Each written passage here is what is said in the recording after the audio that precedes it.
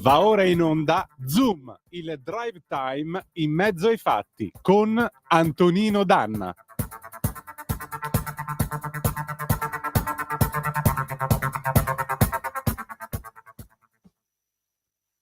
I don't know why we're so restless. I know you know that it's true. I don't know why we're so restless. I know you know that it's true. So now you're back again, thinking all that you did is gone. But baby, I can forgive you. So you said, oh, look out that door, yeah. See you're here again, and you say that your love is true. Boy, you think I can resist you. So you said, oh, before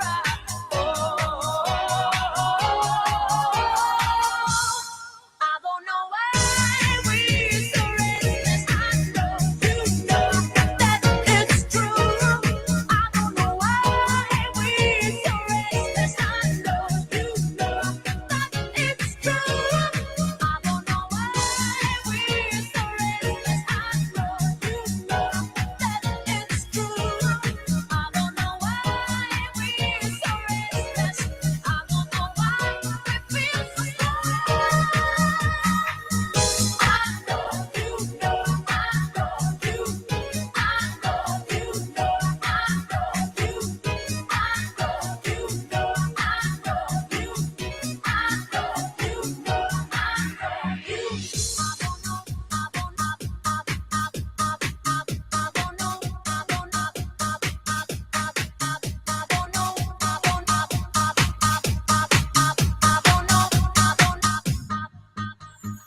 Sometimes I feel so bad, 'cause I think that you'll never change. Oh, can you promise that you won't hurt me anymore? No anymore.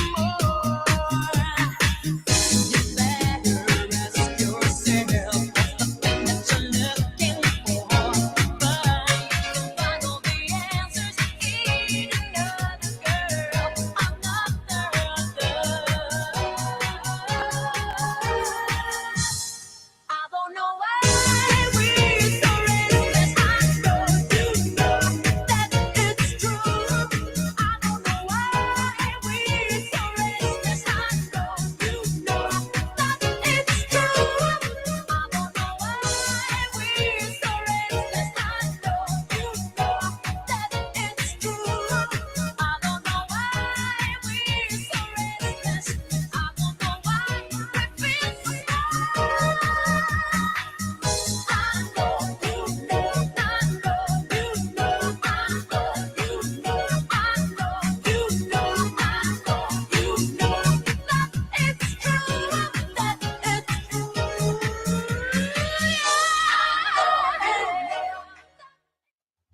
Buongiorno Antonino, a te la linea.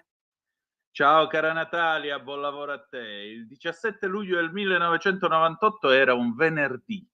Uscirono i quadri, avevo superato l'esame di maturità con 56 sessantesimi, l'equivalente di 93 centesimi che si usano oggi alla maturità quando vanno a dare anche l'esame.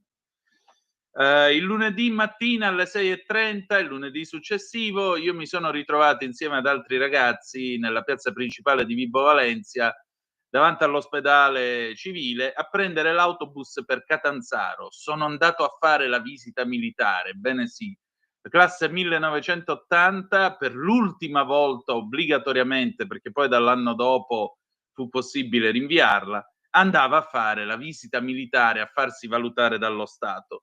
Feci 2 giorni tra quiz, test, esami psicoattitudinali, esami di salute, visita alla leggendaria psicologa di cui tutto si millantava in merito alla sua bellezza e quant'altro, e poi alla fine mi diedero 32.500 lire. Lo Stato mi aveva pagato per quei 2 giorni di visita militare.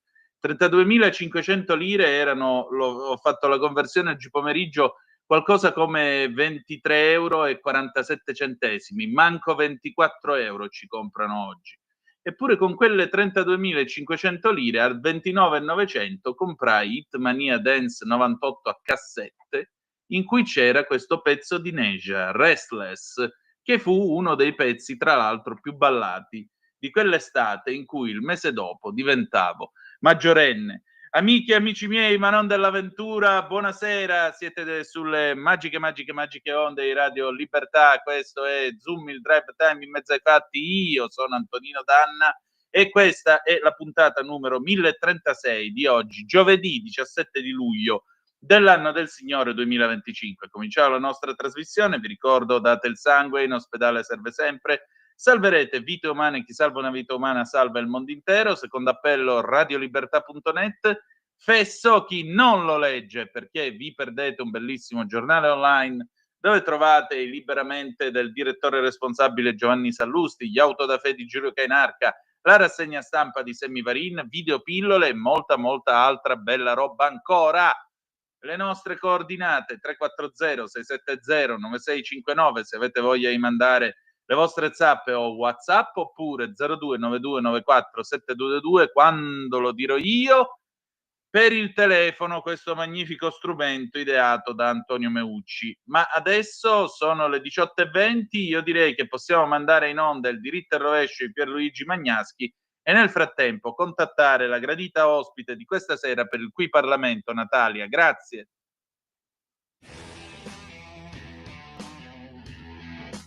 Il 5 aprile scorso, subito dopo l'annuncio dell'inasprimento del 34% dei dazi doganali da parte di Donald Trump, le borse di tutto il mondo subirono un terribile tracollo. Il solo indice Standard & Poor's, che è il più importante indice azionario nordamericano, perse in un sol giorno la cifra astronomica di 5.200 miliardi di dollari. Insomma, si verificò un vero e proprio terremoto finanziario che mise in discussione la stessa struttura portante della finanza internazionale. Questa settimana, invece, all'annuncio fatto sempre da Trump dopo un lungo tira e molla che avrebbe aumentato i dazi doganali del 30% ai paesi europei, le borse stranamente non hanno fatto un plissé per il semplice motivo che gli annunci tonitruanti di Trump, ormai a questi annunci non crede più nessuno. Trump infatti è uno che dice e si contraddice, pone termini ultimativi che poi toglie, dichiara ultimatum che subito dopo diventano dei penultimatum. Trump quindi, con il suo stile da venditore di tappeti di circolo rionale, in soli 6 mesi ha perso completamente la credibilità, diventando solo un blateratore. La borsa e i paesi reagiranno seriamente, non c'è dubbio, ma a gioco fatto, quando le carte saranno bloccate sul tavolo e ben visibili.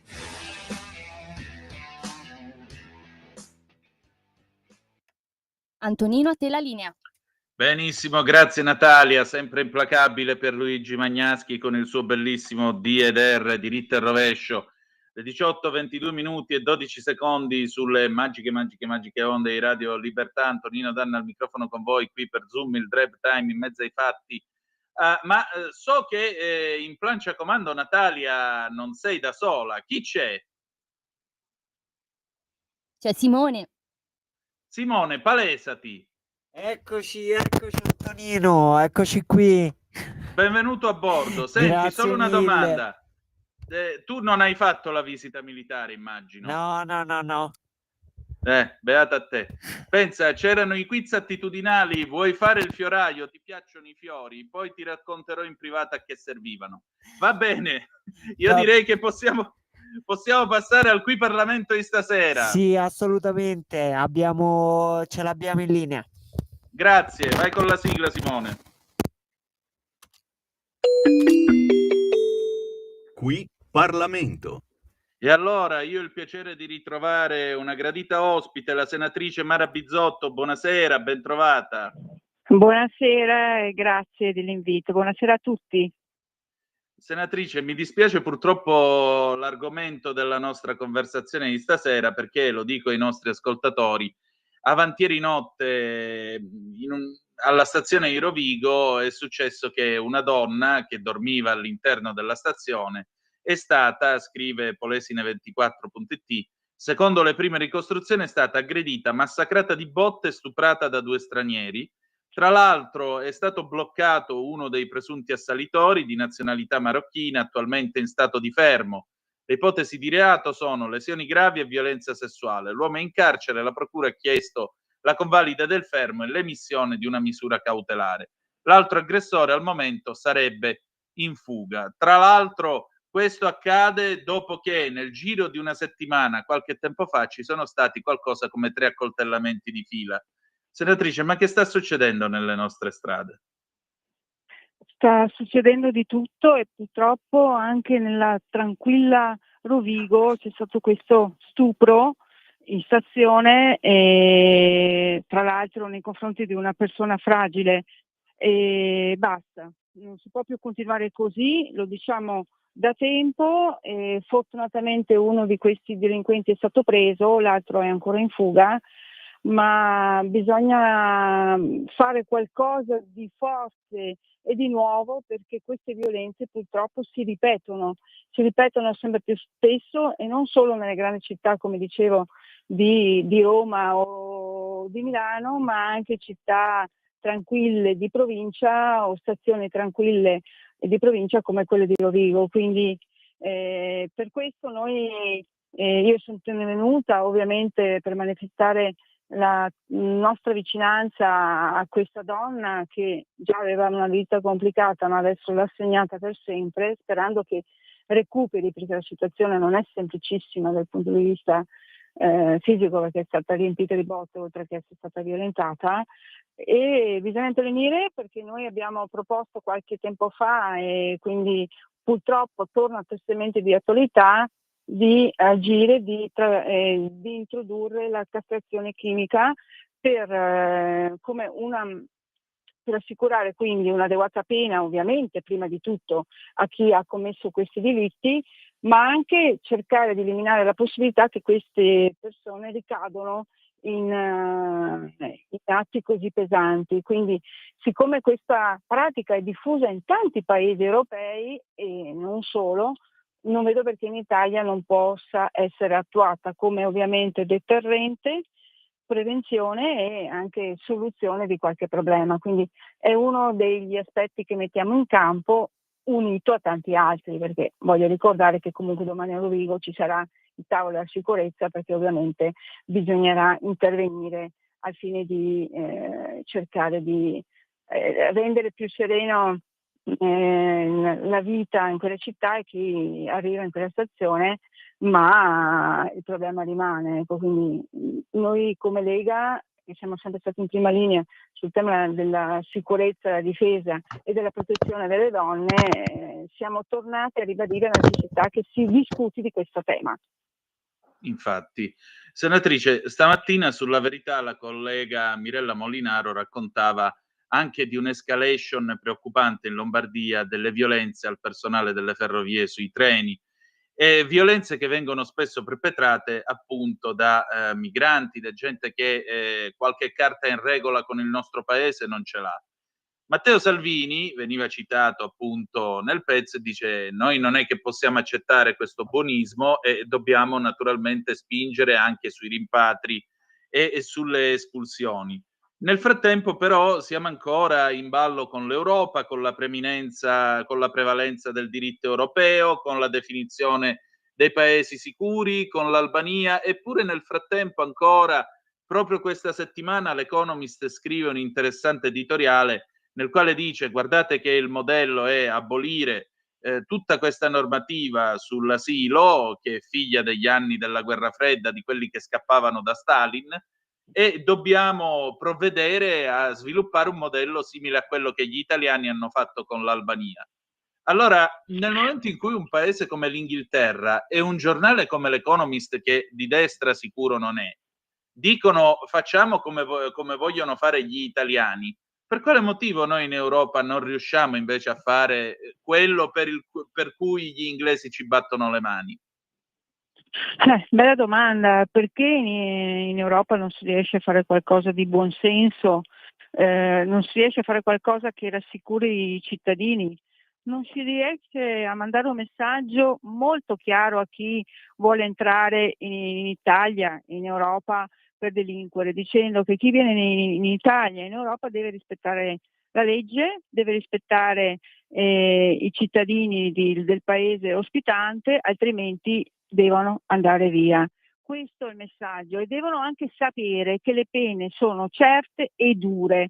Questa è la cosa più importante che dobbiamo trasmettere. Invece anche iniziative positive come il centro di Albania o in Albania, o altre iniziative che si vogliono fare come il governo italiano, che cerchiamo di spiegare all'Europa, vengono visti male. Però evidentemente io sono stata al Parlamento europeo, quindi so quanto questi personaggi sono fuori dal mondo. Dovrebbero girare non con l'auto blu o con la scorta o con chissà cosa, ma girare tranquillamente con i bus, con i treni e vedere cosa succede. Ecco, questo.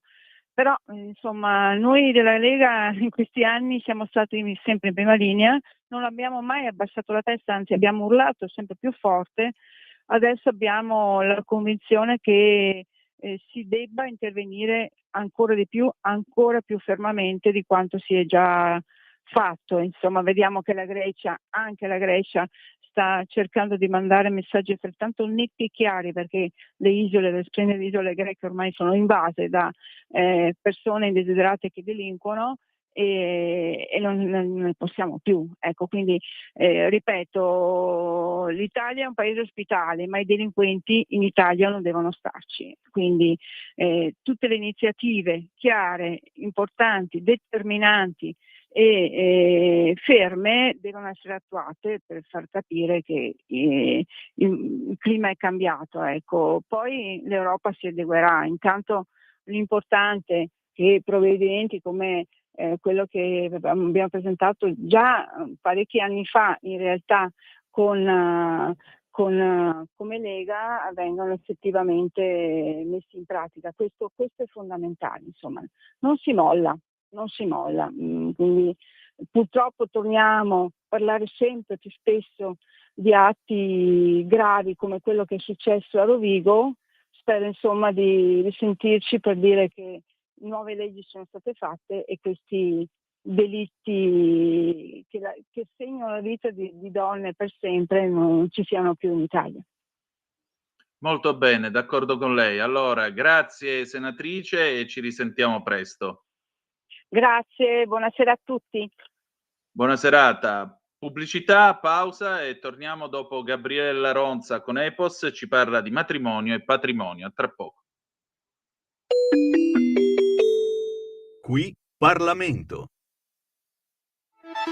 Stai ascoltando Radio Libertà, la tua voce libera, senza filtri né censure, la tua radio.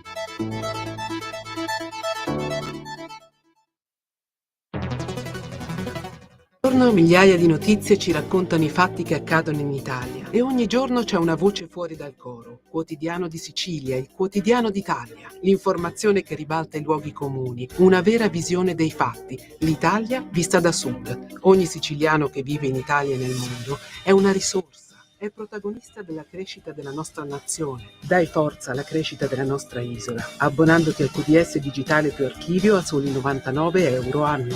Quotidiano di Sicilia, il quotidiano d'Italia, una scelta di valore.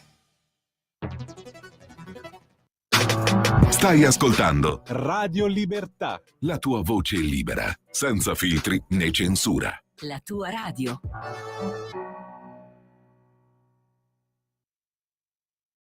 Bentornati in Parliamo un po' di, il mio simil podcast su argomenti vari e variegati, spunti di riflessione di cui discutiamo insieme per comprendere qualcosa in più della nostra realtà.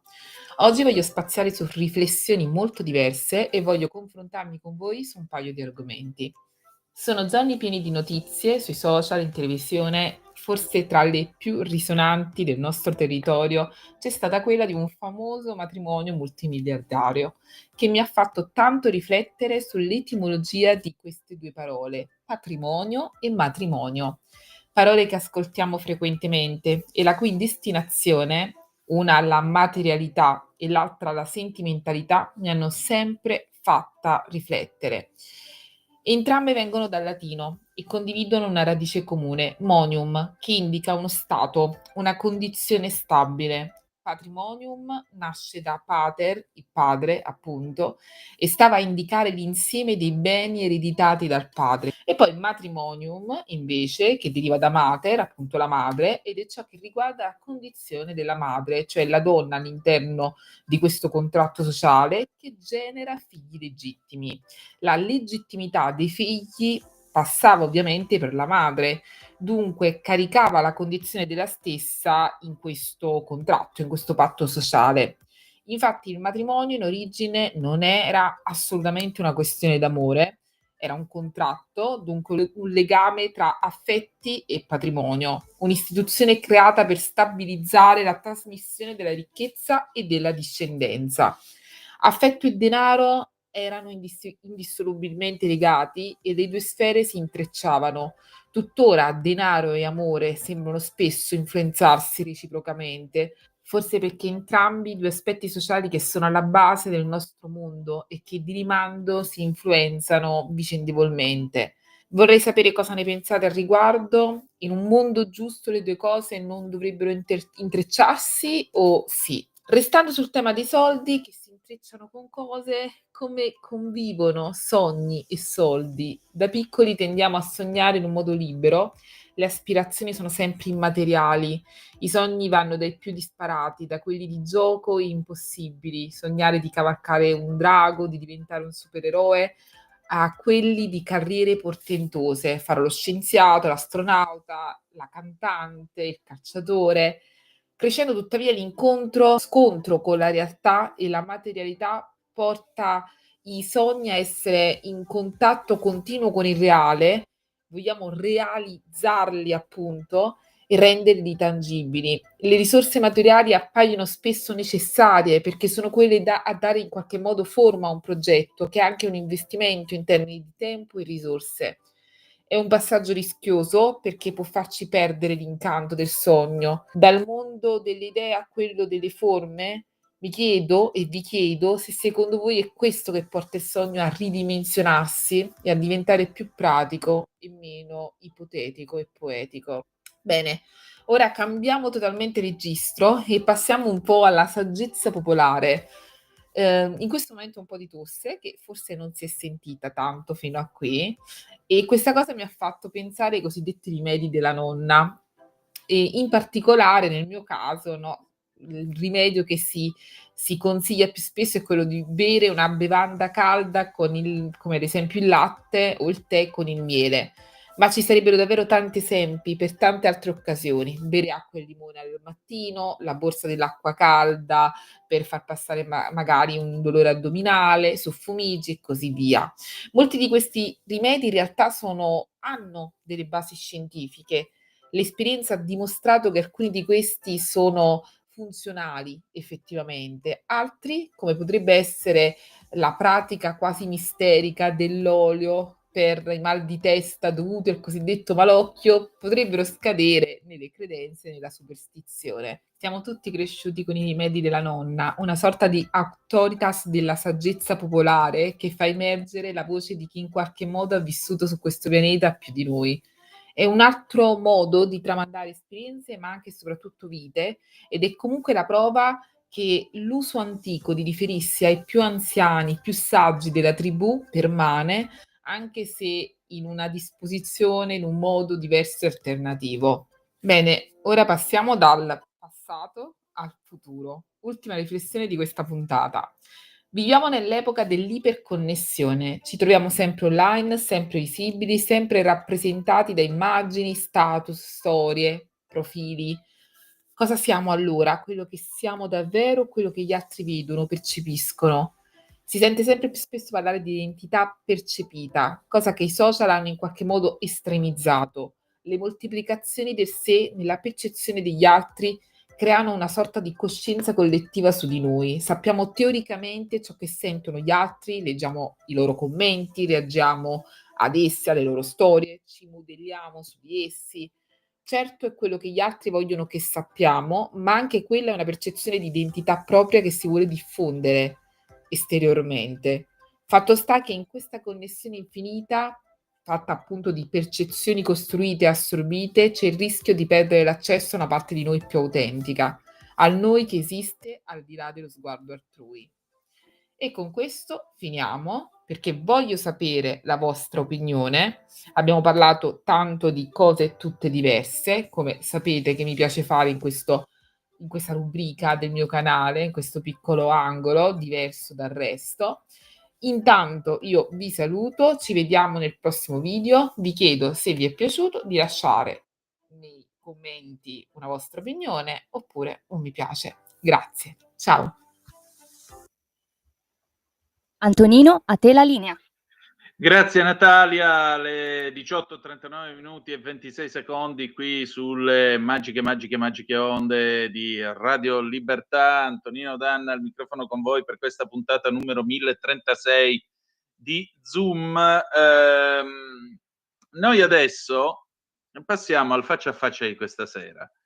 Faccia a faccia di questa sera riguarda la figura di Francesca Albanese. Sapete che la Special Rapporteur dell'ONU, cioè l'inviata speciale dell'ONU per il Medio Oriente, accusata di simpatie pro-PAL, è finita addirittura oggetto di sanzioni personali irrogate niente poco di meno che dal Dipartimento di Stato degli Stati Uniti d'America.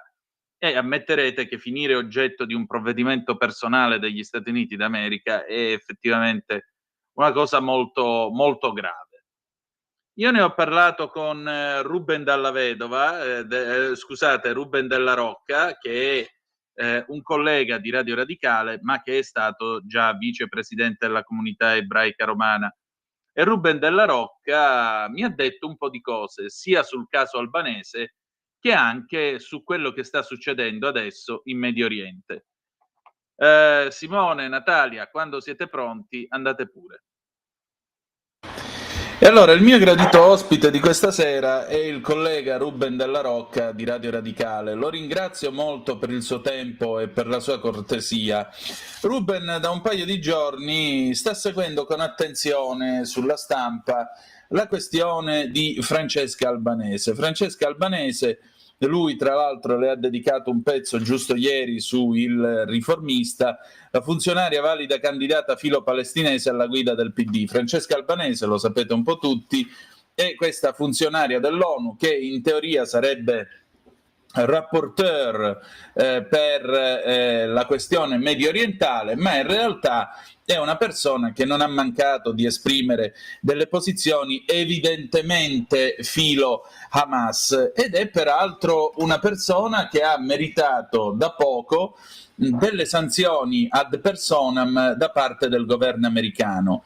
Grande indignazione in Italia, addirittura c'è chi dice dovrebbero candidare lei al premio Nobel, non Trump al premio Nobel per la pace, eccetera, eccetera. Ma allora dove sta la verità, Ruben? Buongiorno Antonio, buongiorno buonasera, anzi a chi ci ascolta, e grazie per l'invito che ho accettato molto volentieri. La verità, come sempre Antonio, ci sono vari modi di vederla, non esiste una verità assoluta, fermo restando che qui alcune cose sono del tutto evidenti. L'Albanese in questi anni si è distinta, tu hai detto bene, io l'ho seguita in questi giorni giornalisticamente, ma in realtà la seguo nel suo operato, la seguo da tempo, come noi giornalisti seguiamo da tempo le vicissitudini dei conflitti e le persone che si esprimono nei conflitti. In questo caso, come hai detto te, in un ruolo delicato, perché è quella di osservatore per le Nazioni Unite riguardo quella striscia di terra, quel pezzo di mondo appunto che è il Medio Oriente, il conflitto medio orientale, dove l'Albanese si è distinta soprattutto dal 7 ottobre, Antonio, per aver assolutamente bypassato, minimizzato, commentato in maniera a volte veramente problematica quanto era avvenuto con la strage nazi-islamista di Hamas, definendola un atto di resistenza. Ora, è del tutto evidente, Antonio, che chi ricopre quel ruolo dovrebbe avere soprattutto l'equilibrio e l'obiettività per poterlo svolgere con serenità.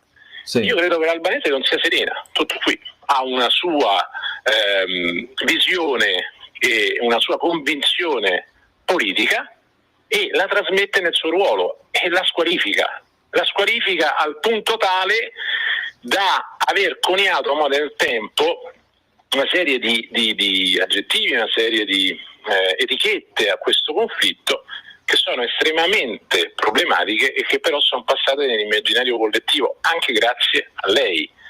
Genocidio, apartheid, pulizia etnica, le parole sono piombo. Sì. Le parole poi fanno sì che l'opinione pubblica si faccia un'idea di un conflitto che invece credo che andrebbe studiato non dal 7 ottobre ma dal 48 o ancora prima con la nascita dell'azionismo, che spesso viene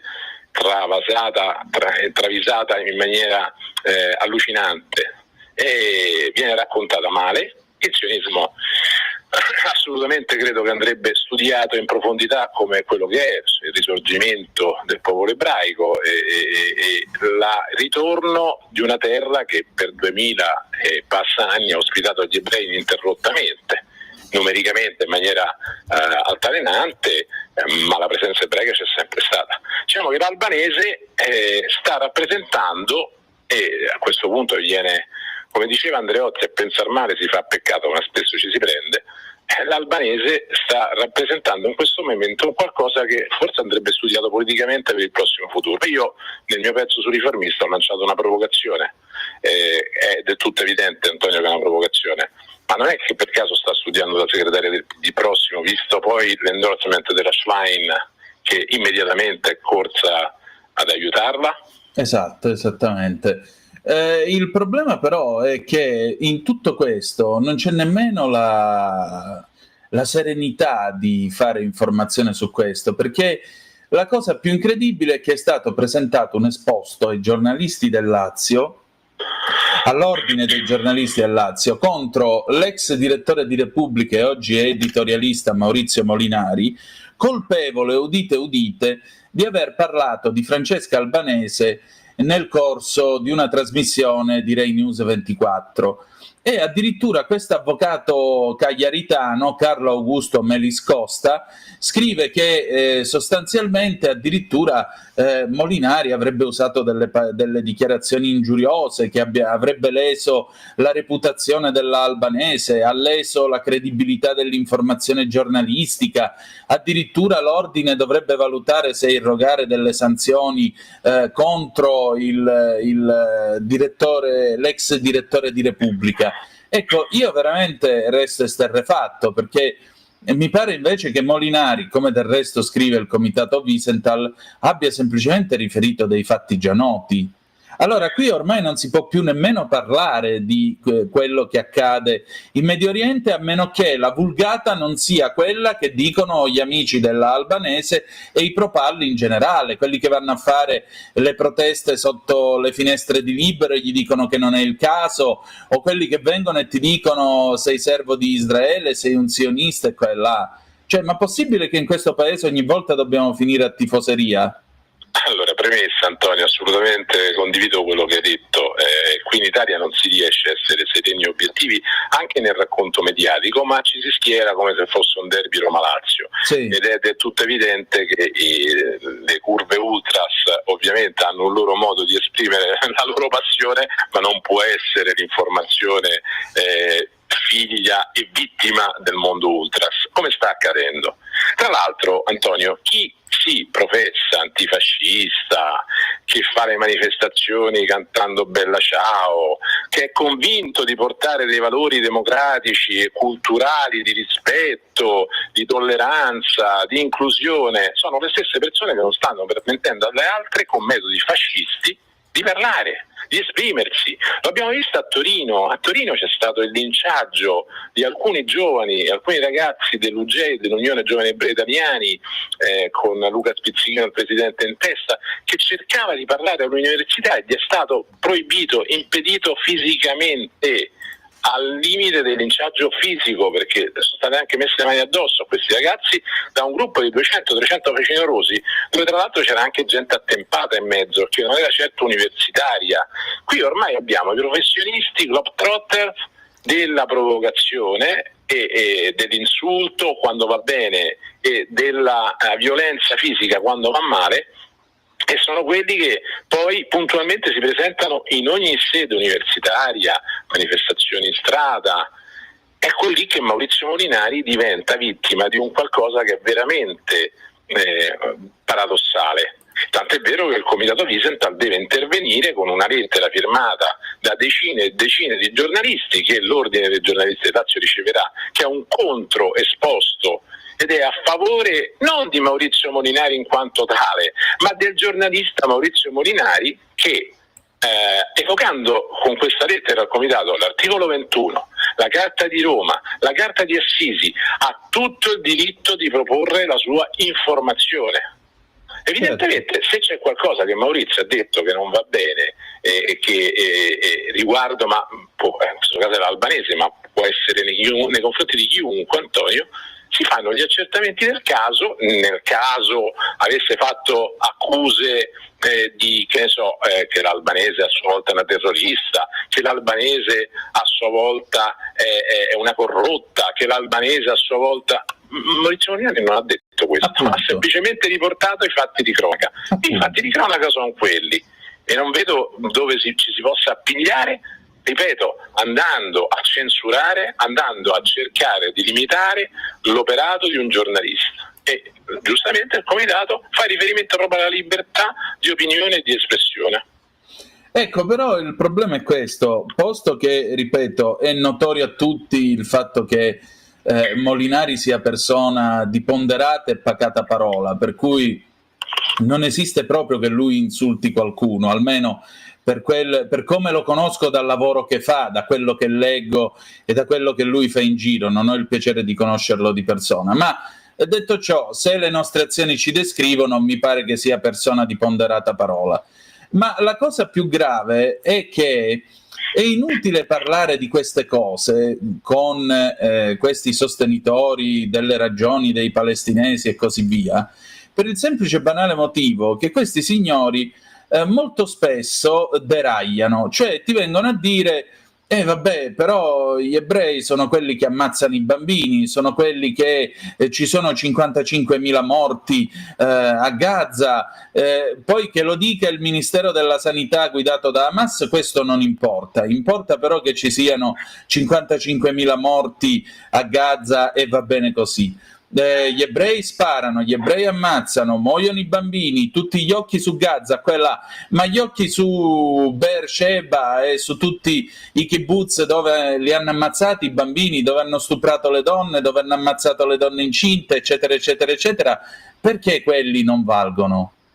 Antonio, Israele, il sud di Israele riceve missili da Hamas da ormai 20 anni. Quindi Sderot ha addirittura è una città martire per Israele, perché i razzi, che qualcuno qui in Italia si è ostinato a chiamare petardi, mortaretti, no, i razzi sicuramente rudimentali, non i missili balistici che abbiamo visto purtroppo lanciati dall'Iran o che vengono lanciati dagli Houthi verso Israele, ma i missili, i razzi di Hamas hanno fatto danni da 20 anni e seguitano a fare danni da 20 anni ad Ashkelon, a Sderot, dove la popolazione è costretta a scappare di rifugi tutti i giorni nel silenzio totale del mondo, e questo era ben prima del 7 ottobre, Antonio. Quindi in questo senso manca del tutto un pezzo di narrativa e un pezzo di storia. È voluta perché ci sono, purtroppo, ahimè, ho il timore delle parole d'ordine lanciate nell'etere. Allora, abbiamo visto i bambini morire di freddo e quindi abbiamo avuto la settimana dei bambini morti di freddo in una zona del mondo dove difficilmente si muore di freddo, ma mettiamo anche che sia stato così. Io non voglio minimizzare il dramma dei palestinesi a Gaza, assolutamente non è mia intenzione, Antonio, perché stiamo parlando di esseri umani che stanno soffrendo le pene dell'inferno, ma le stanno soffrendo per colpa di Hamas. Esatto. Semplicemente e solamente per colpa di Hamas. Dopodiché Israele, come tutte le nazioni democratiche, può compiere i suoi errori, perché le democrazie fanno errori, perché non c'è un dittatore, un uomo solo al comando che decide e ce la prendiamo con lui, non c'è il Putin contro il quale rivolgerci, non è certo Netanyahu che nel frattempo ha l'appoggio del suo governo, ci piaccia o meno il suo governo, poi il giorno che cambierà il governo di Israele, perché Israele è una democrazia, tra le elezioni lo cambierà questo governo, farà i conti con Netanyahu, con questo governo, ma lo deve fare la popolazione israeliana e non noi da qui. Queste parole d'ordine, abbiamo visto il freddo, Abbiamo visto successivamente il latte, i bambini che morivano per il latte, e sono sempre bambini. Abbiamo visto di queste ore la coda per il cibo drammatica, ma non si sottolinea che lì in mezzo ci sono i sabotatori di Hamas che stanno cercando ovviamente di fare più danni possibili tra la popolazione civile, perché l'hanno chiesto loro quel sangue, Antonio, l'ha chiesto Nier, l'ha chiesto Sinwar, era quel sangue palestinese da utilizzare come bieca propaganda agli occhi del mondo, e purtroppo il risultato è evidente, è quello che stiamo vivendo tutti i giorni, costantemente e quotidianamente. Questa propaganda di Hamas ha funzionato. Poi dopo gli errori Israele li fa. Oggi ha centrato una chiesa, non va bene, non può andare bene, ma quando tu hai aperto 6 fronti per la sopravvivenza, perché in questo momento Israele ha aperto 6 fronti per la sopravvivenza, purtroppo ci sta anche che fai l'errore. Israele, piuttosto che condannata, andrebbe aiutata con tutte le nostre forze, perché è l'unica democrazia di quell'area, è l'unico paese che può salvare l'Occidente da un'invasione islamista che è pericolosissima. E noi non possiamo far finta di niente davanti ai nostri problemi qui a Milano, a Torino, dove abbiamo città completamente nelle mani in balia di maranza, bande. È un problema serissimo e noi stiamo girando gli occhi, stiamo chiudendo gli occhi davanti a un problema che ci risolveremo dentro casa, Antonio. Ecco, però l'Europa ce l'ha dentro casa, perché guarda il Belgio, guarda la Gran Bretagna, guarda la Francia che lancia un appello e dice ai palestinesi: venite qui da noi perché ormai siamo uno Stato arabo. Infatti.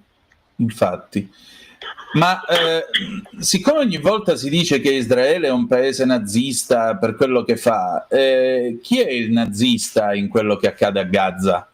Perché stamattina tu mi segnalavi questo interessante intervento di Giuliano Cazzola che sottolineava pure questo. Anche a Dresda erano civili, ma tedeschi conniventi col nazismo. E gli abitanti di Gaza sono conniventi con Hamas? Antonio, è un dato di fatto, e qui anche l'opinione pubblica e i media stanno chiudendo gli occhi. Un giorno, finalmente, con serenità, forse alla fine della guerra, potremo parlare della società civile palestinese. E qui sono passati dei messaggi rispetto al mondo palestinese un pochino, io dico ambigui, è un eufemismo. Sì, ecco, la società palestinese non accetta il mondo omosessuale, il mondo gay. I gay vengono cacciati. Quando va bene vengono cacciati, o quando va male vengono passati per le armi nelle strade di Ramallah piuttosto che di Gaza, perché né Hamas ma nemmeno l'autorità nazionale palestinese accetta gli omosessuali. Il mondo femminile, lo vediamo, è costantemente ormai velato in una sorta di patriarcato che noi che facciamo tante battaglie contro il patriarcato, lì è evidente, e non mi venissero a dire le donne velate che è bellissimo velarsi perché ci dicono una bugia. Poi io rispetto quelle tradizioni, se lo vogliono fare lo fanno, però dirci che è bella sta roba sinceramente a me lascia un po' perplesso, ma ripeto, questo è il mio pensiero. Ma in ogni caso la società palestinese non è assolutamente quella società progressista, illuminata, di sinistra tra virgolette. La società palestinese è molto gerarchica. La società palestinese con Hamas trasmette dei valori nazionalsocialisti. Hamas è un movimento nazionalsocialista e il 7 ottobre l'ha dimostrato in tutte le sue manifestazioni di odio e di violenza. È entrato, ha invaso, ha stuprato, ha rapito, ha sgozzato, ha decapitato, ha messo i bambini nei forni a microonde. Ora i forni è del tutto evidente che hanno un significato simbolico per gli ebrei. Non c'era bisogno di metterli nei forni a microonde per ucciderli, concordi con me, Antonio? Beh, direi, ma è un'evidente allusione. È qualcosa che evoca la Shoah. E ha deportato a Gaza, li ha deportati e li ha messi non in un campo di concentramento di sterminio, ma nei tunnel, che sono dei piccoli campi di concentramento, quando poi purtroppo diventano anche di tortura e di sterminio, perché sono morti poi i rapiti di Gaza, i rapiti israeliani di Gaza in quei tunnel. Come no? Allora l'evocazione è talmente forte, è talmente evidente che la società voluta da Hamas è nazista islamista. Di questo parliamo. Poi dopo, lungi da me dire che il 7 ottobre c'è stata una nuova Shoah, ma potenzialmente poteva esserci, perché se l'esercito israeliano non fosse intervenuto, purtroppo anche in ritardo nel pomeriggio, e la mattinata fosse passata come è passata, ha fatto 1200 morti, ma se avessimo avuto 3-4 giorni di stermini e Hamas avesse camminato per Israele e i piani erano arrivati a Gerusalemme e Tel Aviv, avremmo avuto 100.000 morti, 1.200.000 morti. La strage sarebbe stata infinita, perché la volontà di Hamas è quella di sterminare il popolo ebraico, e con il popolo ebraico gli infedeli sono tutti gli altri, cattolici, induisti, buddisti. Questo dobbiamo capire. Se non capiamo che Hamas è un pezzo dell'ISIS, è un pezzo dell'Al-Qaeda, perché la derivazione è quella dei fratelli musulmani, che sono rigidamente musulmani e a favore della Sharia. Se noi non capiamo questo, non abbiamo capito nulla di quello che sta accadendo lì, non vogliamo capire nulla. Infatti.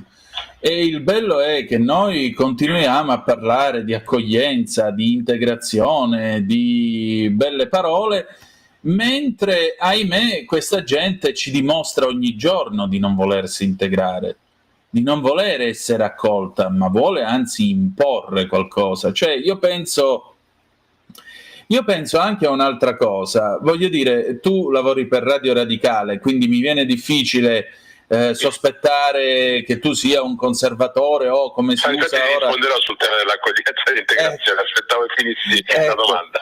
Vai. Cioè, mi viene difficile pensare che ormai siamo tornati agli anni 70, chi non la pensa come loro è un fascista, quindi mi viene difficile immaginare uno fascista che lavora a Radio Radicale o che i radicali siano fascisti, ma io credo che per esempio Marco Pannella avrebbe fatto una battaglia contro il velo islamico, Marco Pannella probabilmente avrebbe fatto una battaglia contro la segregazione delle donne islamiche che poi vanno a ricevere la cittadinanza italiana e non sanno nemmeno rispondere alla domanda come ti chiami, perché stanno 10 anni segregate in casa e a tutto pensa il marito.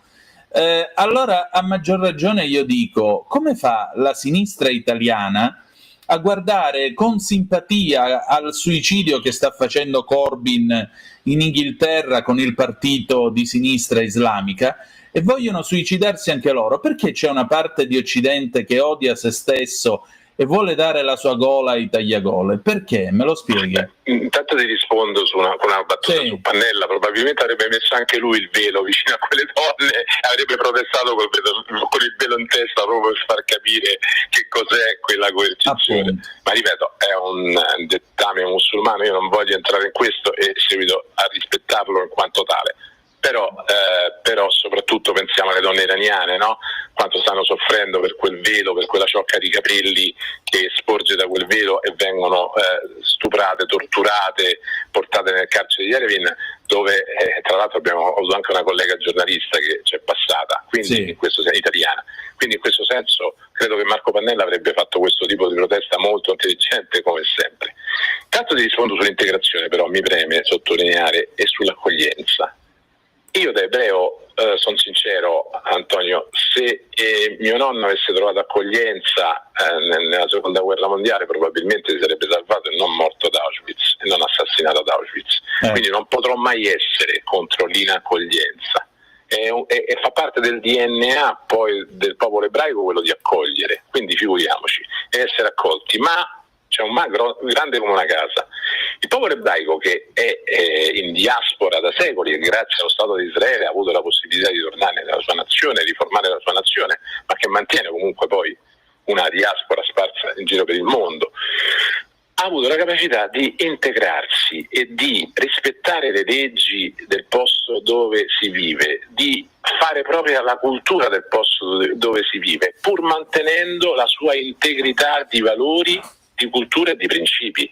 E questa è la cosa che ha dato più fastidio in assoluto a quella parte invece illuminata, e non a caso dico illuminata perché dal secolo dei Rumi, che gli ebrei che ancora prima avevano subito la repressione dei papi con i ghetti, avevano subito le crociate, avevano subito tante cose a sfondo religioso, con i lumi della ragione subiscono le persecuzioni filosofiche, le persecuzioni intellettuali, Perché? Perché l'ebreo non si è mai in questo senso mischiato, non si è mai convertito, non ha mai perso la sua personalità, non ha mai perso la sua integrità, però è stato capace di vivere integrato sì nella società, rispettando le regole e portando tantissime valori, cultura, letteratura, arte, medicina, scienze, scoperte. Non ultimo, nella fase moderna, se noi accendiamo un computer e riusciamo a lavorare, lo dobbiamo a delle menti ebraiche che hanno inventato i processori. Sì. Se noi riusciamo a curarci con la penicillina o con altri farmaci antibiotici e non morire di infezioni, lo dobbiamo a degli ebrei che hanno inventato la penicillina. Quindi questo fa capire, Antonio, che la capacità di integrarsi degli ebrei, pur mantenendo la propria specificità, è la cosa che più di tutti ha dato fastidio e seguita a dare fastidio. E qui ti arriva la risposta del progressista woke, che è convinto che l'ebreo sia colonialista, che sia il bianco suprematista, e che è ovviamente una cultura totalmente distorta e che addirittura li fa sposare le cause di tagliagola, come hai detto bene te, o addirittura la causa iraniana. Cioè, abbiamo avuto 12 giorni di conflitto tra Israele e Iran, e a un certo punto una parte di mondo che fino al giorno prima giustamente rivendicava il fatto che l'Iran era un paese tirannico, dispotico, dove i giovani con le proteste venivano torturati, impiccati ai pali alle gru di Teheran. Il giorno che Israele è stato attaccato dall'Iran, tutta questa gente si è schierata con l'Iran. Sì. Cioè siamo al punto tale che quando il nemico è Israele o il popolo ebraico, automaticamente il nemico precedente diventa amico. Sì. È del tutto evidente che è un cortocircuito pazzesco. Voglio però anche essere ottimista, Antonio. Io sono fermamente convinto che ci sia una maggioranza di persone silenziosa, educata, che non porta in piazza le proteste in maniera così plateale, in maniera così violenta, in maniera così rude, che ha delle ferme convinzioni e che conosce la storia con la S maiuscola, che conosce la filosofia e che ha un proprio pensiero e che non è né antisemita né anti-israeliano né anti-sionista. Io sono straconvinto che esista ed è una maggioranza silenziosa. Ci troviamo invece davanti a una minoranza chiassosa, rissosa, che si propone come antifascista, ma è più fascista dei fascisti, delle bande fasciste, Pollastrini, Koch e quant'altro. Perché di questo parliamo in questo momento, cioè chi vuole imporre le proprie idee lo fa in maniera fascista. Sì. Esistono i fascisti di sinistra? Esistono, e come? Io li chiamo nazi-maoisti, che è la cosa che li fa incazzare di più, scusami il termine, non è radiofonico, ma è la verità. È vero. È la verità. È vero. È vero. Nazi-maoisti, incredibile. Senti, ma sì, ma perché tutto sommato a loro spiace l'idea dell'ebreo che si difende, a loro piace l'idea dell'ebreo che va a finire nel forno, questa è la verità. Da quando Israele si difende sono andati in tilt. Scusa Antonio, ma io voglio essere chiaro e netto in questo senso, e lo dico da ebreo, poi sono prima ebreo, poi giornalista. Dicevo che quella compassione noi non la vogliamo più. Non serve quello, non esiste più un 27 gennaio dove celebriamo, ricordiamo i morti della Shoah, ma non rispettiamo i vivi.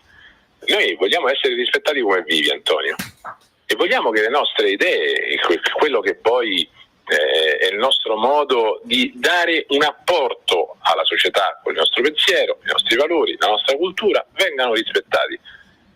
Su Israele non vogliamo i tifosi di Israele, vogliamo obiettività, vogliamo equilibrio, vogliamo serenità e anche la consapevolezza che Israele è lì a difendere l'Occidente, perché è l'ultimo bastione dell'Occidente prima di un'invasione che non sappiamo dove possa arrivare.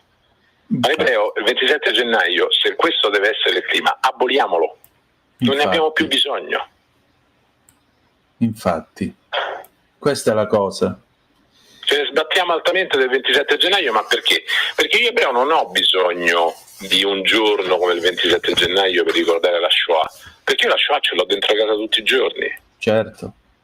Non ho problemi in questo senso. Non è una giornata ebraica, le giornate ebraiche esistono per ricordare la Shoah. perché calendario ebraico ne esistono 2 addirittura, pensa, perché noi ebrei che litighiamo tra di noi, come sempre, siamo riusciti a creare 2 date, una diciamo laica e civile, l'altra religiosa, per ricordare la Shoah. Il 27 gennaio è una giornata istituita dall'ONU, con grande merito in questo senso, assolutamente, perché i principi a cui erano ispirati erano principi fondamentali, era quello del mai più, che era quel motto mai più che sorgeva dalle ceneri di Auschwitz. Ma io adesso mi viene da dirti perché ancora odio, perché ancora antisemitismo, perché ancora l'antisionismo che diventa la forma moderna dell'antisemitismo, perché? Infatti. Questa è la domanda che resta e ci auguriamo che ci possano essere tanti bravi italiani a rispondere, non è qualcosa che mi appartiene.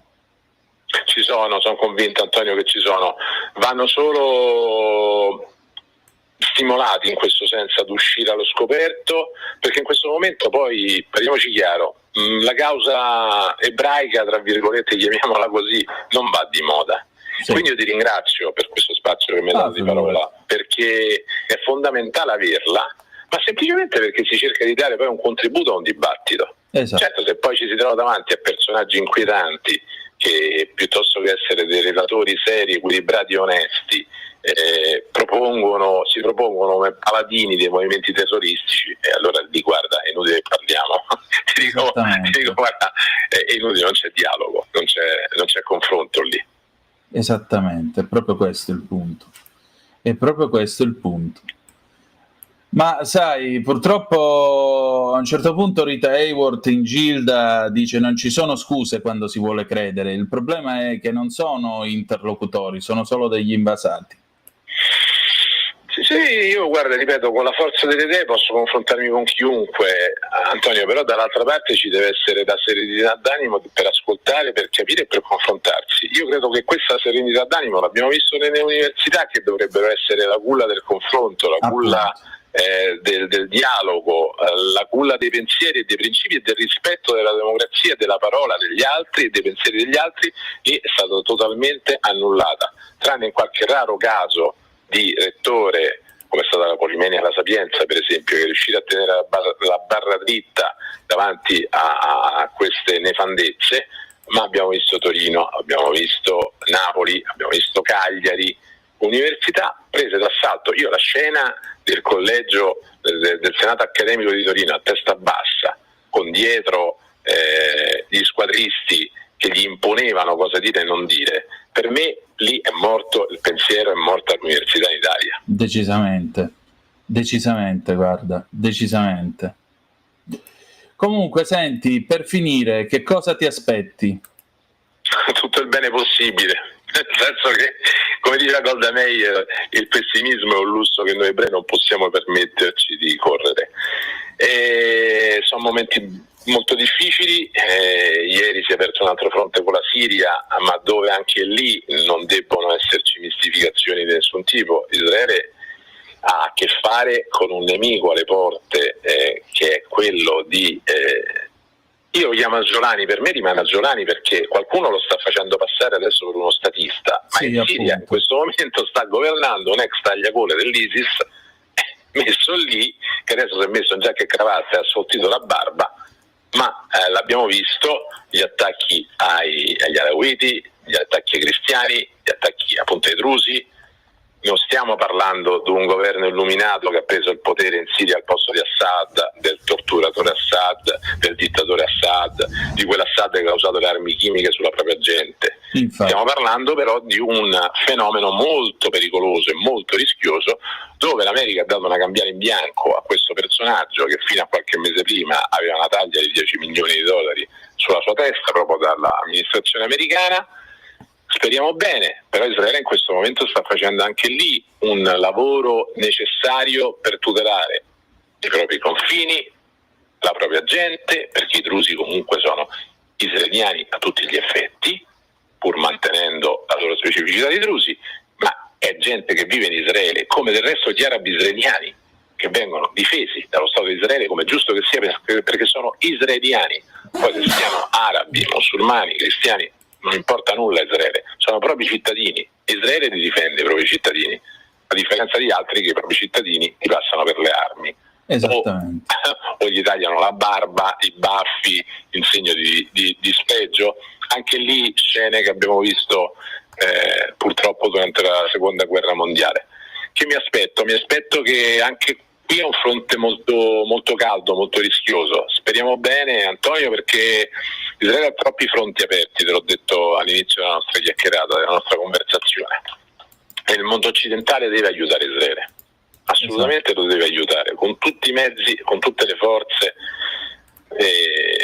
necessarie, proprio perché in quella porzione di mondo, anche attraverso i patti di Abramo, si arrivi finalmente a delle conclusioni pacifiche. Però certo che i patti di Abramo li devi fare con chi li vuole veramente, non chi ne fa una facciata e poi a casa sua ne combina di tutti i colori. Esatto, esattamente. Grazie. Grazie a te e grazie a chi ci ha ascoltato fino ad ora. Radio Libertà. In un mondo in cui i mezzi di informazione vanno verso una sola voce, una radio che di voci vuole averne tante.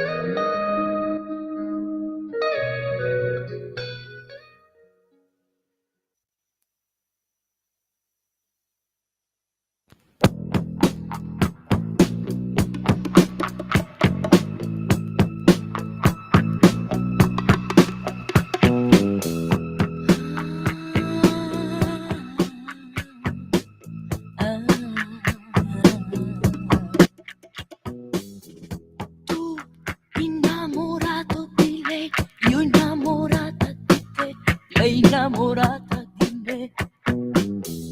Ah, davvero fosse così, farti soffrire vorrei, magari proprio con lei. Metterò un vestito sul classico, rosso che non stinge a mare, sa cosa manca per diventare Lady Anima. Da quando non sei più qui voglio chiamarmi così, oh, Lady Anima, che fa l'amore a metà, che si nasconde l'età. Ah, il nuovo fresco per chi frugar le tasche di chi da quando non sei più qui. Ah, l'hai comprato al mare, amor mio, un disco per dirmi addio, un disco per dirmi addio.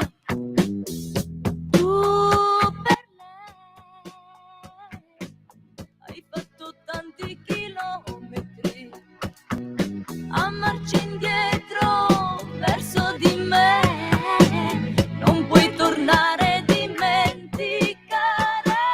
Lady Anima.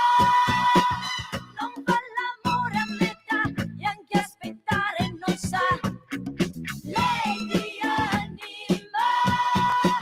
Da quando non sei più qui devo chiamarmi così, oh, Lady Anima. La parte chiara di me, la parte scura di me, oh, Lady Anima. Perché non chiedo di più, la situazione è chiara, molto chiara. Tu innamorato di lei, io innamorata di te, lei innamorata di me. Ah, se potessi dividerei anche il tuo corpo con lei, farne carbone vorrei. Lacrime d'amore, sassi masticare, un vestito sul classico, rosso che non stinge l'unico mio tango. Tutto questo può diventare Lady Anima. Da quando non sei più qui devo chiamarmi così, Lady Anima. Che fa A te la linea, Antonino. Che si nasconde l'età, oh, Lady Anima. Era il 1979 quando Marcella Bella cantava Lady Anima alle 19:18 minuti e 3 secondi sulle magiche onde di Radio Libertà. Grazie Natalia, come sempre, per la tua preziosa collaborazione insieme con il nostro Simone, che in questo momento sta facendo la scuola guida, quindi per adesso è un apprendista stregone, poi imparerà anche lui a fare tutti gli incantesimi della scuola di Hogwarts. Allora, io veramente, vabbè, intanto da questo momento il telefono è aperto allo 0292947222, se avete voglia di intervenire, di dire la vostra, di commentare quello che ci siamo detti con Ruben Della Rocca, che voglio ringraziare ancora una volta per il suo tempo e per le sue parole. Però io voglio darvi un piccolo ragguaglio intanto delle agenzie. ANSA, urbanistica di Milano nella bufera, maxi inchiesta con 74 indagati, Sala contestato nel Consiglio Comunale da Fratelli d'Italia e Lega. Il sindaco indagato per falso e induzione indebita. Per il PM il patrocinio deliberato proposto sarebbe stato uno strumento per aggirare le regole. Crosetto, a Milano le toghe vogliono sostituire il legislatore. Il PD, sosteniamo il lavoro della giunta. Tancredi, pronto a dimettermi. Andiamo oltre con Andrea Cavallari, la strage di Corinaldo, evaso dopo la laurea. Andrea Cavallari è stato fermato a Barcellona. Ricorderete il fatto che riguardante questo signorino, uno dei condannati per la strage di Corinaldo qualche anno fa, ricorderete questa strage in discoteca dove erano morti alcuni adolescenti e una mamma di appena 39 anni, è stato trovato a Lloret de Mar, terra di discoteche, guarda caso, non lontano da Barcellona. Medio Oriente, raid sulla chiesa di Gaza, 3 morti, ferito anche padre Romanelli, Meloni, attacchi inaccettabili, l'appello del Papa. Regionali, De Luca verso l'apertura alla candidatura di Fico in Campania. L'esodo estivo, previste 38 milioni di persone in viaggio nei prossimi weekend. Giana, Autostrade per l'Italia, trend in crescita, più 1,6%. La Gran Bretagna, tra l'altro, sta preparando un progetto di legge per estendere il diritto di voto dai 16 anni in su, e allora uno dice: ma a che cacchio serve essere maggiorenni? Spazio e astronomia, Apollo Soyuz, 50 anni fa la prima stretta di mano in orbita fra USA e Unione Sovietica apriva il via alla stazione spaziale. A proposito dell'Inghilterra, l'Inghilterra sta facendo in queste ore una figura di palta mondiale perché, ahimè, è stato reso noto un fatto. Il fatto è questo: il fatto è che a quanto pare un poliziotto o un funzionario che lavorava al quartier generale delle forze speciali inglesi nel febbraio del 2022, questo funzionario delle forze speciali, quindi i SAS, gente che sono dei duri, gente che mastica filo spinato, tanto per chiarirci. Bene, questo genio si è fatto sfuggire un file, un foglio di calcolo, dove dentro c'erano i dati personali di almeno 19.000 persone che avevano chiesto di scappare dall'Afghanistan e andare a trasferirsi e ricevere l'asilo nel Regno Unito per evitare di finire nelle mani dei talebani. Questa email è purtroppo stata intercettata, questa email è diventata di dominio pubblico. La polizia inglese ha deciso che non era necessario fare ulteriori investigazioni. In ogni caso il funzionario dei servizi, appunto, delle forze speciali non è più in quel posto di responsabilità. Cosa c'è dentro questo documento? Nomi, dettagli di contatto e in alcuni casi addirittura informazioni familiari di una quantità di persone che credevano che il fatto di aver collaborato con gli inglesi, con l'esercito inglese nel corso della guerra in Afghanistan, potesse esporli alla vendetta dei talebani. Adesso viene fuori che addirittura dentro questo spreadsheet, che è il foglio di calcolo, c'erano pure altri 100 nomi di ufficiali dell'esercito inglese, funzionari, gente dei servizi segreti, quindi 007 sputtanati in tutto il mondo, e in più altre 600 persone che avevano collaborato con loro in maniera molto stretta, per cui almeno 3.000 persone che sono in pericolo di vita mentre io vi sto parlando. Il bello della vicenda qual è? Il bello si fa per dire, il dramma della vicenda qual è?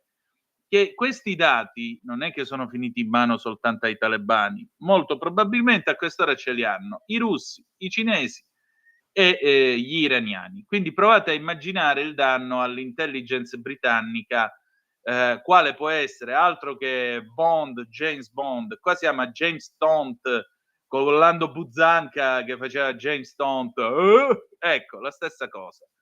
Veramente la stessa cosa, una figura di palta incredibile fatta appunto dagli inglesi. Ora ci sono polemiche, i Lib Dem che dicono vi dovete dimettere tutti, fate schifo tutti quanti siete, casino vario ed eventuale, e in tutto questo Starmer che pensa di allargare il voto anche a quelli al di sopra dei 16 anni, quindi abbassare l'età legale per votare a 16 anni, va bene, non c'è problema. No, vabbè. Ok, andiamo a vedere la DN Cronos. Milano, l'apertura. Milano, l'assessore Tancredi disponibile a dimettermi. L'inchiesta urbanistica è solo all'inizio. Roma, trovate ossa umane in terreno alla Monachina. Lo scheletro rinvenuto tra le sterpaglie nel corso di alcuni lavori di bonifica. Un altro cold case che si apre. Gaza, raid DDF su Chiesa Cattolica. 3 morti, ferito padre Romanelli. La Meloni, sono attacchi inaccettabili. Ancora Andrea Cavallari, appunto, condannato per la strage di Corinaldo, preso a Barcellona e revaso dopo la laurea. Ex Ilva, annuncio di Urso, approvata l'autorizzazione integrata ambientale, lo stabilimento è salvo. Taranto continuerà, la siderurgia italiana è salva, l'industria italiana può ancora avere l'acciaio. Attende l'ex al rientro dal lavoro e la strangola, 33enne fermato per omicidio. Zanzara, West Nile, altri 2 casi sospetti a Latina, verifiche in corso, e poi le regionali e la Campania, la Schlein vede De Luca, si sblocca la candidatura di Fico, il puzzle del centrosinistra si compone. Andiamo a vedere intanto che cosa è successo per quanto riguarda la strage di Corinaldo. Ecco qua la DN Cronos, è stata arrestata a Barcellona dagli agenti della polizia penitenziaria Andrea Cavallari, 26enne condannato per la strage di Corinaldo, ed evaso il 3 luglio scorso dopo aver discusso la tesi di laurea all'Università di Bologna. L'evaso è stato localizzato e bloccato grazie a una complessa attività investigativa coordinata dalle procure di Bologna e Ancona, spiega in una nota il Ministero della Giustizia, che sottolinea come siano state determinanti le attività di indagine e ricerca del nucleo investigativo regionale e del nucleo investigativo centrale della polizia penitenziaria che hanno consentito di localizzare il fuggitivo in territorio spagnolo. L'arresto, continua la nota, è stato eseguito da reparti speciali della polizia spagnola che hanno agito in stretta sinergia con le autorità italiane, grazie al fattivo coordinamento di Eurojust. Inoltre, rileva la nota, l'arresto di Cavallaro rappresenta un importante risultato sul fronte della cooperazione internazionale contro la criminalità e conferma l'efficienza della rete investigativa italiana. Cavallari aveva usufruito di un permesso premio di 30 ore che il magistrato del Tribunale di Sorveglianza gli aveva concesso per uscire dal carcere e sostenere la discussione della tesi, senza però fare ritorno nella struttura. Il giovane, uno dei componenti della banda dello spray, che nella notte tra il 7 e l'8 dicembre di 7 anni fa provocarono la morte di 5 ragazzi minorenni e una mamma di 39 all'interno della discoteca Lanterna Azzurra. Per quei fatti, Cavallari sta scontando la pena definitiva a 11 anni e 10 mesi nel carcere di Bologna. Cavallari era stata arrestata ad agosto 2019 dai carabinieri del nucleo investigativo di Ancona, insieme ad altri 6 membri della banda criminale di cui faceva parte. Tutti ragazzi all'epoca di età tra i 19 e i 22 anni della Bassa Modenese, specializzati nelle rapine usando lo spray al peperoncino, accusati a vario titolo di omicidio preterintenzionale plurimo, furto, rapina, lesioni personali per i tragici eventi della discoteca. Quella notte del dicembre 2018, poco prima del concerto del rapper Sfera Ebbasta, i 6, in seguito tutti condannati in via definitiva, spruzzarono nella sala dello spray urticante per derubare il pubblico presente di collanine in oro, causando panico tra la folla e una fuga di massa che causò 6 morti e 59 feriti. Ero fiducioso e non avevo dubbi che prima o poi l'avrebbero preso, così Paolo Curi, marito di Eleonora Girolimini, la mamma rimasta vittima appunto della tragedia alla Lanterna Azzurra di Corinaldo, commentando con l'ADN Cronos l'arresto. Quanto accaduto, secondo Curi, dimostra quanto queste persone non hanno nessuna voglia di cambiare. Aveva l'opportunità di realizzare una vita diversa, ma si vede che queste persone non vogliono una vita diversa. Evadendo dopo il permesso per la laurea, conclude il vedovo di Eleonora, il male più grosso l'ha fatto a se stesso. È vero, parole piene di saggezza e di dignitoso e composto dolore. Chissà se questo signorino avrà la cortesia di sentirne il peso. Le 19:28 minuti e 52 secondi. A proposito di Roma, osse umane sono state rinvenute, scrive l'ADN Cronos, in un terreno in via La Monachina a Roma. Lo scheletro è stato trovato tra le sterpaglie nel corso di alcuni lavori di bonifica. Sul posto i poliziotti del commissariato Aurelio. Il PM ha disposto il sequestro delle ossa e le analisi della scientifica.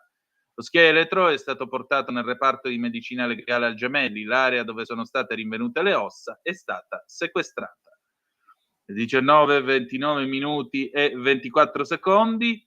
Noi ci prepariamo, direi che possiamo andare a fare una breve pausa e ci sentiamo Sergio Caputo, il Garibaldi innamorato del 1987, e poi torniamo e il telefono è sempre aperto allo 029294 7222. Tra poco. Stai ascoltando Radio Libertà, la tua voce libera, senza filtri né censure, la tua radio.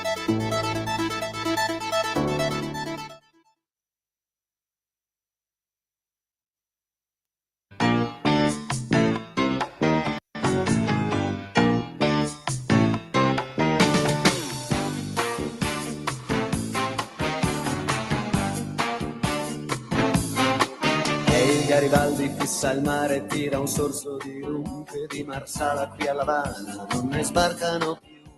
Ripensa ai fichi d'India della terra natia, le notti calde giù a Bahia, che malinconia.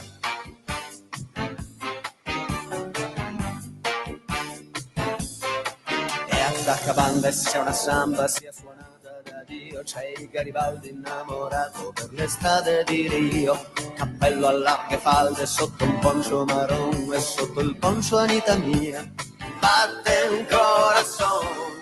Posso darti solo amore, tutto quello che vorrai. Posso darti solo amore, quando me lo chiederai. Viva, viva Garibaldi, uè paesa, fuoco a volontà.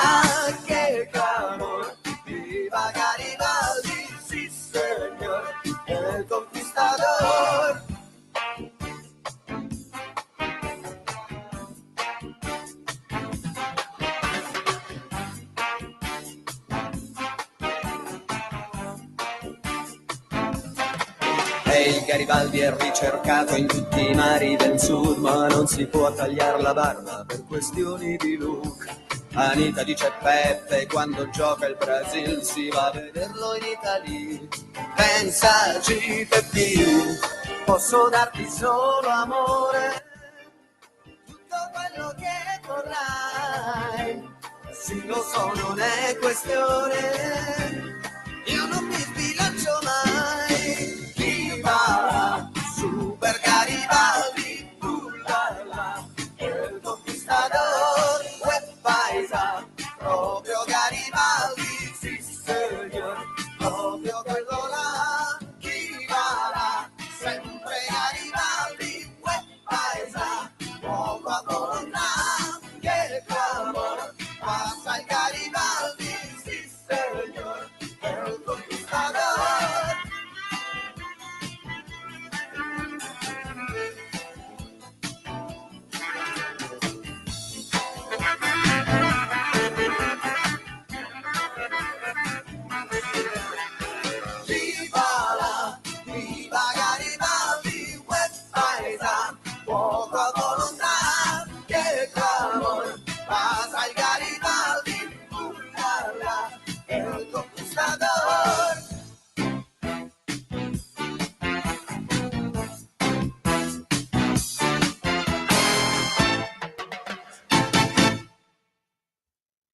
te la linea, Antonino.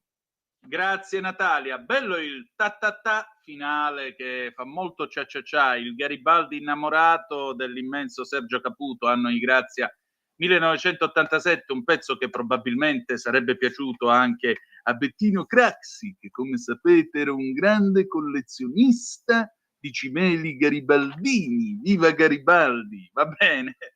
Le 19:33 minuti e 44 secondi, ma c'è una telefonata allo 0292947222, la prendiamo subito. Pronto, chi è là? Eccomi, Michele Caruso. Michele, ma che fine avevi fatto? Bonsoir, voilà, un saluto noblesse oblige, madame, monsieur, comment ça va? Tutto bien? Très bien, onestamente io mi chiedevo che fine avessi fatto. Me ne sono fatto. stato dalle nostre parti, nella bella Calabria, dall'etimologia greca, Brossa, terra d'ogni bene, dalle parti di Crotone, l'isola Caporizzuto, Castella, mi sono goduto il bel mare cristallino e la spiaggia incontaminata della Calabria, Antonino. Alla faccia mia, hai fatto bene, bravo. Ma tanto quanto prima sarai anche tu da queste parti, potrai goderti il sole, il mare, la spiaggia, l'estate 2025. Eccoci qua. Dunque vado con il mio editoriale? Vai. Il punto di Michele Caruso su Radio Libertà, la talk radio per eccellenza in Zoom, il drive time in mezzo ai fatti. Un terremoto giudiziario ha scosso la Milano dei grattacieli e dell'edilizia e trema anche il sindaco Giuseppe Sala, anche lui indagato secondo quanto riportato da quotidiani e agenzie di stampa. Lui trova allucinante che il sindaco apprenda da un giornale di essere indagato e non dalla procura. Si tratta di un metodo inaccettabile, ha spiegato il sindaco al Corriere della Sera, commentando l'indagine a suo carico tout court, nell'ambito dell'inchiesta sull'urbanistica milanese. Intanto poco fa è emerso che Sala sarà lunedì in Consiglio Comunale per riferire all'Aula. In totale sono più di 70 gli indagati nella maxi inchiesta, da quanto si è saputo al momento sarebbero 74. Le accuse vanno dalla corruzione al falso, dall'abuso edilizio alla lottizzazione abusiva, fino all'induzione indebita. Le ipotesi di reato sono due: false dichiarazioni su qualità personali proprie o di altre persone in relazione alla nomina dell'ex presidente della Commissione per il Paesaggio del Comune Giuseppe Marinoni, concorso in induzione indebita a dare o a promettere utilità relativamente al progetto del Firellino dell'architetto Stefano Boeri e dell'imprenditore Manfredi Catella, presidente del gruppo Coima. E dunque è un qualche cosa di veramente molto grave. Così il sindaco dice di non essere a conoscenza di quanto gli è mosso come ci accusa, replica le indiscrezioni sull'indagine secondo cui un piano ombra di governo del territorio sarebbe stato l'obiettivo di Giuseppe Marinoni, architetto ed ex presidente della Commissione Paesaggio del Comune di Milano, e il nuovo filone giudiziario sulla gestione urbanistica di Milano ha portato a 6 richieste d'arresto, tra cui quella per lo stesso Marinoni e i domiciliari per l'assessore Giancarlo Tancredi e per Manfredi Catella, fattore di Coima. E dunque, secondo il PM milanese, voglio concludere, Marinoni agiva con la copertura e la consapevolezza di Tancredi, perseguendo l'obiettivo di attuare un piano di governo del territorio, e si stringeva un patto di corruzione proprio con il sindaco di Milano, così sembrerebbe. Dunque è veramente qualcosa di grave. Beppe Sala, così indagato come sindaco di Milano, della Milano da bere, scoperta veramente il vaso di Pandora. Antonino, da parte tua sarebbe venuto un commento da Michele Caruso. Grazie e buon weekend.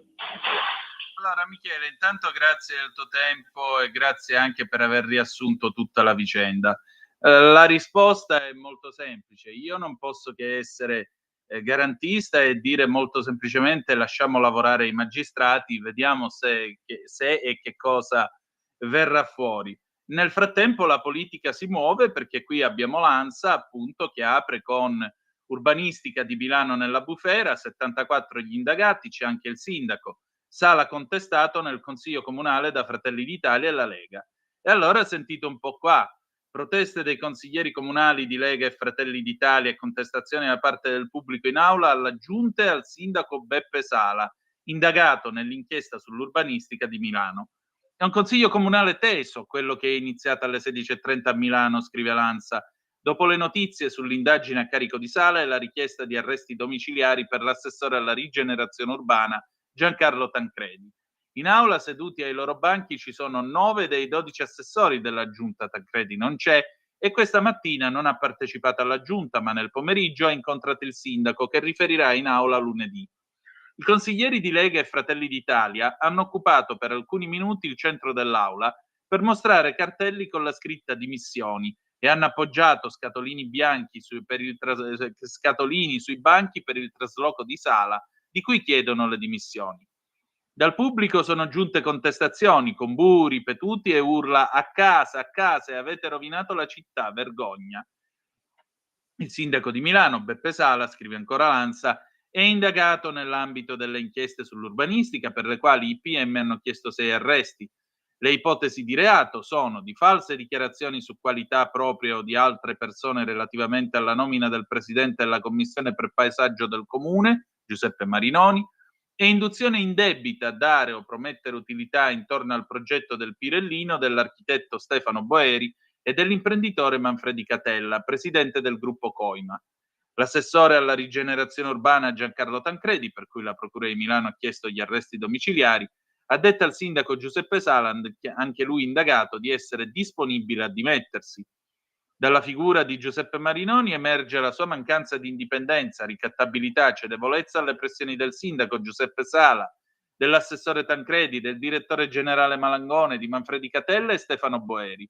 Lo scrivono i PM di Milano negli atti dell'inchiesta sull'urbanistica in relazione all'imputazione per induzione indebita a dare o promettere utilità sul caso del Pirellino, che vede indagato anche il primo cittadino iscritto senza informazioni di garanzia anche per concorso in falso sulla nomina di Marinoni. Il patrocinio deliberato su proposta dell'assessore Giancarlo Tancredi e del sindaco Sala allo studio di Marinoni sulle porte metropolitane sarebbe stato per i PM di Milano uno strumento artificioso per raggirare le regole e facilitare l'avvio di un piano d'affari occulto di pianificazione e attuazione di agglomerati edilizi in ampie aree intorno a 9 nodi periferici al confine tra città e comuni dell'Interland, è scritto negli atti. Il capitolo sullo studio sui nodi è centrale nell'imputazione per falso sulla nomina di Marinoni al vertice della Commissione Paesaggio, di cui risponde anche Sala. Sala sarà lunedì in Consiglio Comunale per riferire all'Aula dopo l'indagine a suo carico nell'ambito delle inchieste sull'urbanistica. A comunicare la volontà di andare in Aula è stato lo stesso Sala e i suoi assessori riuniti in giunta questa mattina a Palazzo Marino, sede del Comune. I membri della giunta, che era già stata convocata prima del terremoto giudiziario, gli hanno espresso solidarietà per l'indagine. Sala, a quanto si apprende, è apparso provato dalla vicenda. Trovo allucinante, dice il sindaco di Milano Giuseppe Sala al Corriere della Sera, trovo allucinante che il sindaco apprenda da un giornale di essere indagato e non dalla procura. Si tratta di un metodo inaccettabile. Lo ha spiegato appunto Sala al Corriere della Sera commentando l'indagine a suo carico nell'ambito delle inchieste sull'urbanistica. False dichiarazioni sull'identità o qualità personali proprie o di altre persone, induzione indebita a dare o promettere utilità. Sono i 2 reati per cui sarebbe indagato il sindaco, scrive il quotidiano. Il Pirellino l'abbiamo venduto nel 2019 e siamo ancora fermi. Sono passati 6 anni e i lavori non sono mai partiti, spiega. Altro che induzione, è stata una continua discussione perché non abbiamo mai trovato un accordo su quello che potevano fare. La seconda fattispecie riguarda la nomina di Marinoni. La composizione della Commissione Paesaggio viene gestita da un'apposita struttura del Comune che seleziona i profili e decide i componenti, dice ancora il sindaco al quotidiano. Il rapporto tra sindaco e commissione è praticamente nullo. Aggiungo che non ho mai avuto il numero di Marinoni. Così l'ANSA riferisce. È una storia abbastanza pesante e per questa a maggior ragione io credo sia necessario andare coi piedi di piombo, che è la cosa più importante, è la cosa più importante. Nel frattempo sono quasi le 19:43, torno sull'ADN Cronos perché vi dicevo del fatto che c'è stato un incontro tra Elly Schlein e Vincenzo De Luca. Hanno fatto il punto in vista delle prossime elezioni regionali, ha fatto sapere il Nazareno. Un faccia a faccia positivo e proficuo, arrivato a qualche giorno di distanza da quello fiume, 4 ore, della leader Dem col governatore toscano Eugenio Giani. La segretaria quindi continua a stringere i bulloni per la costruzione di alleanze competitive in tutte e 6 le regioni che vanno al voto, per usare le sue stesse parole. De Luca, nella roadmap del Nazareno, era di certo l'interlocutore più ostico. È stata condivisa la necessità di concentrarsi anzitutto sui punti programmatici dell'agenda di governo, da costruire partendo dall'importante lavoro svolto in questi anni in Campania e la sintesi ufficiale che viene fatta al termine dell'incontro, con un riconoscimento dei 10 anni di De Luca a Palazzo Santa Lucia. In soldoni però il passaggio più rilevante è quello dedicato al lavoro da fare per individuare, senza veti o opposizioni pregiudiziali, il candidato presidente in grado di rappresentare e fare sintesi in tutta l'area progressista. Chi segue il dossier Campania in Casa Dem non ha dubbi, e il via libera a Fico, un'impronta, quella dell'ex presidente della Camera, che i più maliziosi scovano anche nell'uso del termine candidato presidente, usato dal Nazareno, in era Schlein sempre attentissimo alla gender equality nella nota ufficiale. Non è un caso, probabilmente, che a stretto giro arrivi il commento, sintetico per la verità, di Giuseppe Conte sul dossier Campania. Si va avanti, dice il leader 5 Stelle. Sui contenuti dell'incontro fioccano le indiscrezioni, scrive l'ADN Cronos. Tra i temi trattati ci sarebbe anche la questione della lista civica di riferimento di De Luca alle elezioni, come anche dei lumi che il governatore campano avrebbe chiesto alla leader Dem su questioni come il ruolo del suo braccio destro Fulvio Bonavitacola nel prossimo governo regionale e su un eventuale ingresso di Piero De Luca nella segreteria nazionale del PD. Con questo noi chiudiamo la nostra puntata di questa sera. Ci salutiamo con un pezzo di Garbo, A Berlino tutto bene, del 1981. Se per questo pure a Milano e a Castano Primo, in grazia di Dio, detto tra noi, chiudiamo così. Appuntamento domani alle 17:30 per Chilometro Zoom sulle magiche onde di Radio Libertà. Grazie per essere stati con noi e ricordate che malgrado tutto, the best is yet to come, il meglio deve ancora venire. Vi ha parlato Antonino Danna. Buonasera.